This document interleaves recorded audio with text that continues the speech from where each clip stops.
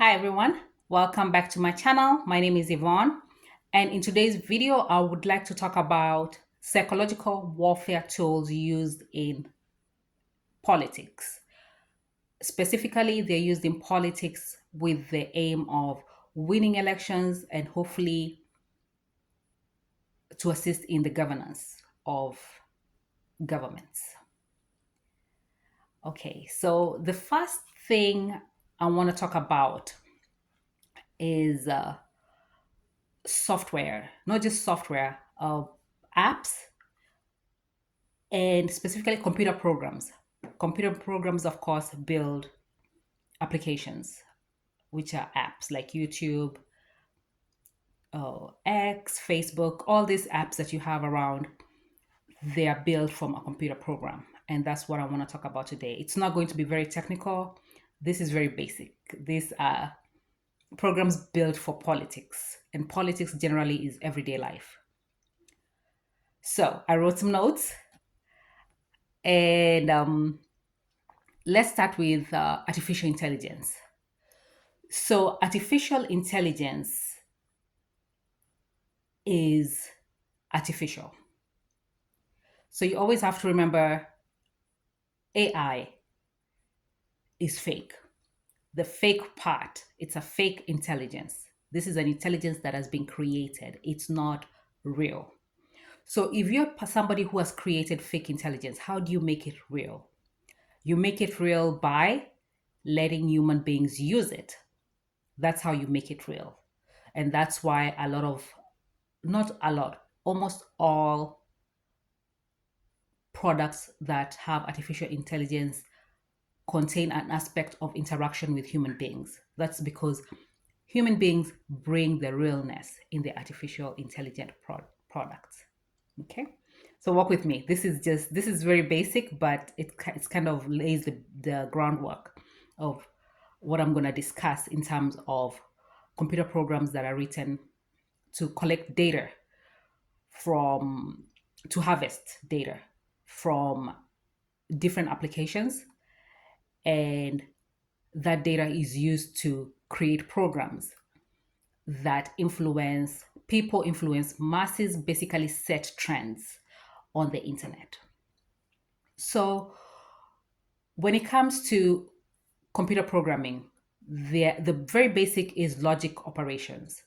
So there's something called a truth table. You can Google this. It's the basics of computer programming. So the truth table normally is there are like six operations, if I'm not wrong. Six. So there's the AND, the OR, the XOR, and a couple of more, but it's six of them. So the way the programs are normally written is this is the very basics.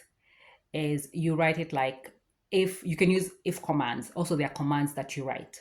You're telling the artificial intelligence what to do. You're giving them a command. So if this happens, then this happens. If so, that's how you write the commands. So for this tools, political programs that they have written that are being used currently, they are designed to, of course, win elections. They are designed to pull opinion. They are almost like opinion polls. They're designed to pull opinion. And the purpose and the problem with this, because they have not been refined, and also they're artificial. And human emotions change on a daily on a not even a daily basis. They're always changing. So they have designed these political tools that are being used that are pulling emotions, and they are writing these programs in a way that they are amplifying negative emotions and negativity in the community and making the society and the community look depraved.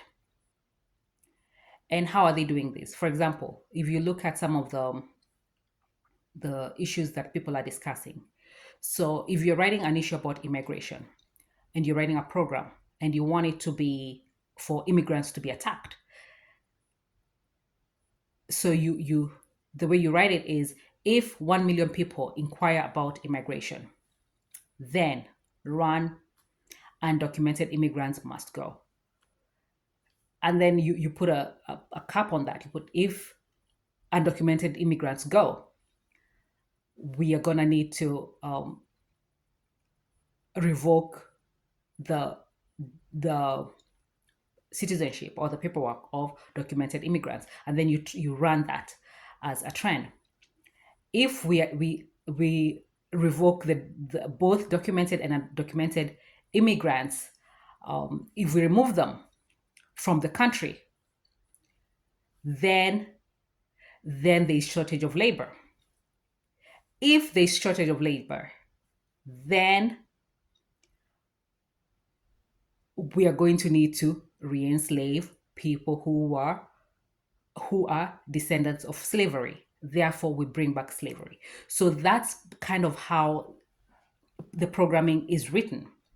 And as I was saying, as you can see just from just me narrating it, this programming is I'm pushing towards the end result I'm targeting here is bring back slavery.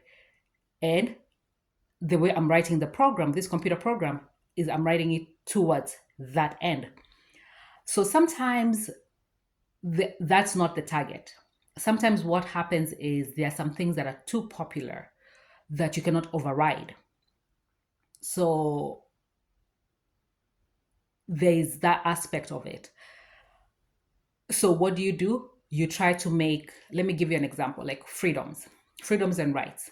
So you write a program like, if 1 million people inquire about any freedom or right in the American Constitution, you run women rights are in danger, our freedoms, democracy is in danger. You start with democracy is in danger. You run that program. People are like, okay, maybe democracy is, what in democracy is in danger? The freedoms, the rights, what? And then you run women rights.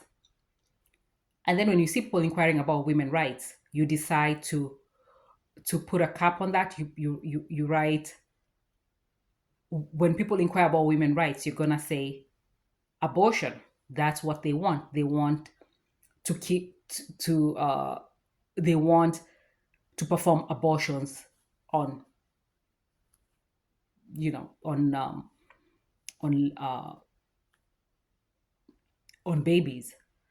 So you can tailor the program to push in that direction, and then you amplify this by making sure that anybody who clicks about anything American Constitution, freedoms, rights, that's what they're gonna see.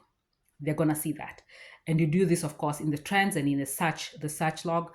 So if you've done computer programming or any sort, or you understand how computer programming works, you kind of have an idea of how you can push that to the forefront. And this is what is happening. They are having these programs, computer programs, that are being written with the aim of making society look as depraved as possible, and also to pull emotions, and not just any emotions, to pull negative emotions. And the problem is with this is, once they pull the negative emotions, of course they have no control of the effect, the real life effect. And that's why you have unexplained riots, unexplained reactions to things that normally, January 6th, 20, it was 20 what, 2020, when Trump lost the election. You have a reaction like that where people are climbing on the Capitol, people, because you've pulled out all these emotions, and because of the way you have inserted this in the political arena, these people feel justified for doing what they're doing.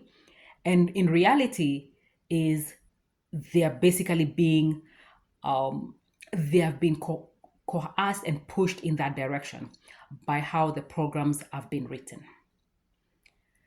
So this type of programs and companies that run social media, they do need to be not just regulated. If if they say that it's their right to run these programs, it's their right to harvest data and use it to do to rile people's emotions up. This, of course, has the effect of causing civil wars. So these programs need to be available to everybody. They need to be made available to everybody because a certain group of people should not be able to have access to data that they can use to cause civil wars. All politicians should be able to access this. Regular people should be able to access this because the power belongs to the people. The power belongs to the people, and the power must always go back to the people. It does not belong to a group of people, it belongs to all people. And also, that's why I'm doing this series of trying to explain how some of these psychological warfare tools that are being used in politics, how they are working. So this is part one. I did a previous video of sort of the effects of these psychological warfare tools, and a little bit the effects and some and how to know a psychological warfare tool has been used in a community, in a society. So this one is part of that series. I want to do a series, and eventually I'm going to compile everything and just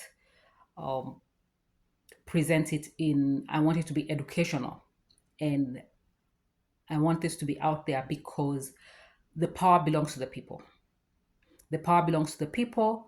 They have a right to choose their leaders. They need to have their freedom to choose their leaders, and they should not be influenced by artificial intelligence. That's it for today, and see you in the next one. Thank you.